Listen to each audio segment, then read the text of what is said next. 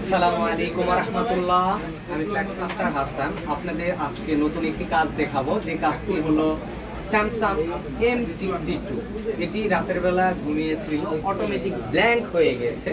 তো আমরা পূর্বের ডিসপ্লেটি রিপেয়ার করব, সেটি আপনাদেরকে দেখাবো। আরও কিছু কথা, সেটি হলো আপনাদের যদি স্যামসাং M51, M62, A71 এই ডিসপ্লেগুলি যদি অটোমেটিক ব্ল্যাঙ্ক হয়ে যায়, তবে আপনারা পূর্বের ডিসপ্লেটি রিপেয়ার করতে পারবেন।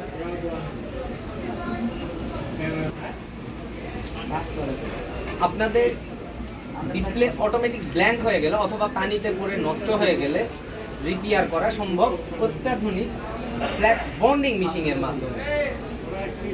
আপনাদের শখের ফোনটি চিন্তা করছেন, ডিসপ্লের দাম অনেক, একটা ডিসপ্লের দাম 10,000, 12,000, 15,000 থেকে 20,000 টাকাও দাম আছে।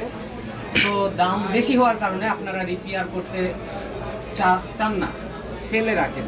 তো ফেলে না রেখে আইট্রাস্ট মোবাইল ফোন সার্ভিসিং সেন্টারে আপনারা যোগাযোগ করেন। আপনাদের পূর্বের ডিসপ্লেটি আমরা যত্ন সহকারে ঠিক করে দিব।